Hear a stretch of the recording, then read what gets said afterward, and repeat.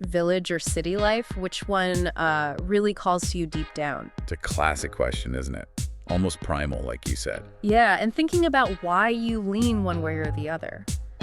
It can tell you a lot about yourself, actually, about your own values. Absolutely. And, even simple chats, seemingly light conversations, they often touch on these really big, fundamental human things. Mm-hmm. So today, we're diving into some excerpts from a YouTube video. It's called Learn English with Podcast Conversation. Episode 1, English Podcast for Beginners, #English Podcast. Right, from the Speak English Smartly channel. Exactly. Now, English for beginners might make you think, okay, basic stuff. Sure. But what's interesting is how these conversations, even while teaching language, get into these universal themes. Yeah, they really do. So think of this as us kind of pulling out the core ideas. We're going beyond just the vocabulary. Right, getting to the cultural perspectives, the personal feelings shared in those chats. It's like a shortcut, to understanding these everyday topics, but maybe on a slightly deeper level. Precisely. We want to unpack the main insights from these pretty accessible dialogues. Okay, so what are the main areas we'll be looking at? Well, there are 3 main threads. First, that classic village versus city life comparison. Okay. Then, the whole debate around getting a pet, should you, shouldn't you? Always a big one. And finally, something a bit heavier, how to cope with heartbreak after a breakup. Right. So a real mix of topics there. Definitely. Okay, let's start with that first one then. Village versus city. The video kicks off right there, doesn't it? It does, straight with the question, which do you prefer? And what were the sort of immediate takes? Well, they painted pretty contrasting pictures, as you'd expect. Village life came across as, peaceful, close to nature, people being generally friendly, helpful, a real sense of community, neighbors supporting each other. That sounds idyllic, almost. Yeah. But there was a catch. Yeah, they did acknowledge the drawback facilities might not be as advanced, less infrastructure maybe. Okay, and the city, what was the picture there? Opportunity was the big word. More chances for education, jobs. Entertainment too, I bet. Definitely, a much wider range of things to do. But of course, the downsides were mentioned too. I guess. Crowds, yeah. And pollution. Usual suspects. So even in this beginner's context, you get that fundamental tension. Exactly. It's that pull between, say, quiet connection and maybe bustling ambition. Yeah, tranquility versus stimulation, that kind of thing. And that choice, that balance, it shapes so much, doesn't it? Whatever language you're speaking. It really does. And they made a key point, didn't they? That one isn't just flat out better than the other. No, absolutely not. It really boils down to, well, what you prioritize, what your lifestyle needs are. Right. If you want peace and quiet, maybe the village is your speed. But if you thrive on energy, that fast pace, the city's probably calling you.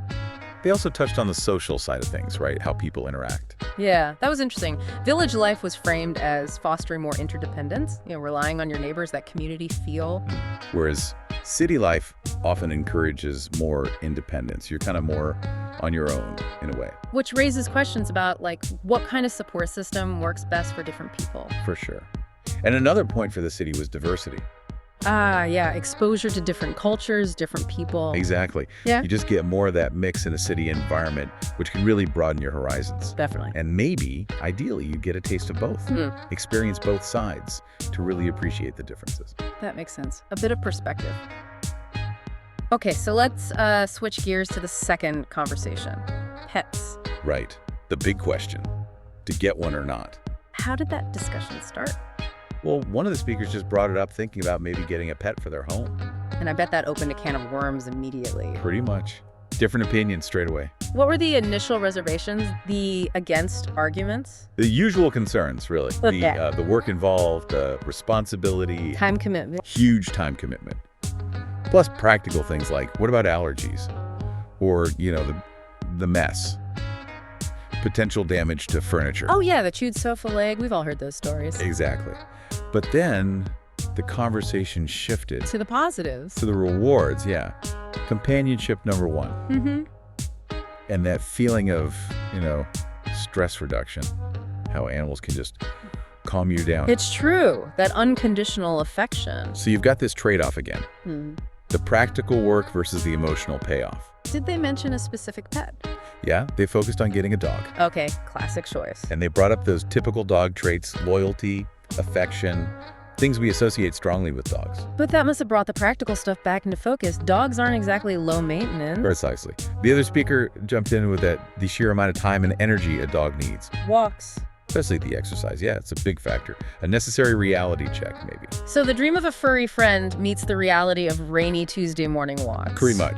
But then there were counter-arguments. Ooh, like what? Well, the idea that maybe a flexible work schedule could make it manageable. Okay, that's possible for some. And even flipping it, using the dog as motivation to get yourself out and active more. Ah, reframing the challenge as a benefit. Clever. Yeah. But the conversation ended on a very sensible note. Which was? Do your research. Really think it through. Consider all the factors before you jump in. Sound advice. It's a huge commitment, not just a whim. Absolutely. It's about making sure the desire fits the reality of care. Okay. Now the third conversation, the tone shifts quite a bit here, right? To something more serious. Yeah, it does. It moves into dealing with heartbreak. What prompted that shift? One of the speakers just wasn't themselves, said they were not so good, looked down. And then they shared that they had recently broken up with someone. And it was because of infidelity. Oh, wow. Okay. That's heavy. Yeah, you could feel the mood change instantly, the gravity of it. You really sense the vulnerability there, feeling down, shock, disbelief. It's all very raw. It is. And it's a reminder, isn't it, that even in these everyday chats, real human pain is often just under the surface. Absolutely. How did the other person react? Immediately supportive. Lots of empathy, acknowledging how difficult it must be. Good, that's what you need. It really highlights that basic human need for connection, for support, especially when things are tough. And do they offer any advice? Specific suggestions? Yeah, some really solid, kind of universal advice for heartbreak. Like what? Well, first, just validating the pain, saying, yeah, this is hard, it's okay to feel bad, but also offering reassurance that, you will get through it. Hope. That's crucial. Definitely. And a big focus on self-care, turning the attention inwards. How so? Encouraging them to focus on their own happiness, do things they enjoy, hobbies. Right, rediscover yourself a bit. Exactly. And leaning on loved ones, friends, family, spending time with supportive people. Building that network back up. Makes sense. And there was also that hopeful message about the future, finding someone else eventually. Someone better who treats you right. Yeah, someone who offers respect, loyalty. It speaks to that idea of resilience, I think. Mm-hmm. Did they mention the old saying about time? They did. Time heals all wounds. A classic for a reason, I suppose? It offers comfort, right? A reminder that the intensity of the pain won't last forever. It'll lessen. And the offer of support was ongoing. Yes, that was emphasized too. Just being there for the person. Reinforcing that they weren't alone in it. That's so important. Okay, so beyond the actual topics of conversation, the video also touched on language learning itself, right? Since it is an English learning resource. Yeah, exactly. They slipped in some tips about acquiring language. What were the key takeaways there? Well, one basic but vital point was vocabulary. Can't talk if you don't know the words. Pretty much. It's the foundation, the building blocks for expressing yourself. Makes sense. What about practical techniques for improving speaking? They suggested really active practice, like talking to yourself in English as you go about your day. Just narrating your life. Kind of. And also actively looking for chances to actually speak English with other people. Getting out there and using it. Right. Consistent effort. But there's one specific technique that stood out. Oh, yeah. What was that? Recording yourself speaking English. Ooh, okay. That sounds potentially awkward. Maybe a little at first. But they highlighted two really strong benefits. Hold on. First, confidence. Apparently, many learners listen back and think, oh, I actually sound better than I thought. Really? Okay, that's interesting. A pleasant surprise. Yeah. And second, it's great feedback for pronunciation. You can actually hear where you might need work. Right. You become your own coach, in a way. And it helps you get comfortable with the physical act of making the sounds of a new language, training those muscles. Okay, I can see how that would be powerful. Direct feedback. Definitely. And just quickly, they did have a little call to action in the original video. Right? Oh yeah, the standard YouTube thing. If you found it useful, like and subscribe to their channel. But that's just context for the source. Got it. Okay, so wrapping this up, we've covered quite a bit of ground. We have.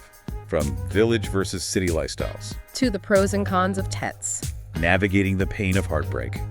And even some concrete tips for learning a language. And it's fascinating, isn't it, how these seemingly simple everyday chats contain so much about, well, the human condition. Our desires, our challenges, the different ways we cope and choose to live. And hopefully, for you listening, thinking about these different perspectives, it helps you reflect on your own life a bit. Yeah, your own values, your choices, how you handle things. Exactly. It gives you a richer lens, perhaps. So to leave you with something to think about, we talked about self-recording for language learning, that idea of observing yourself objectively.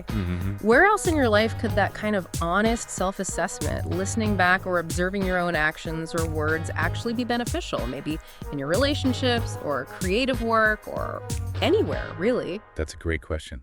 Something to mull over. What could you learn by observing yourself?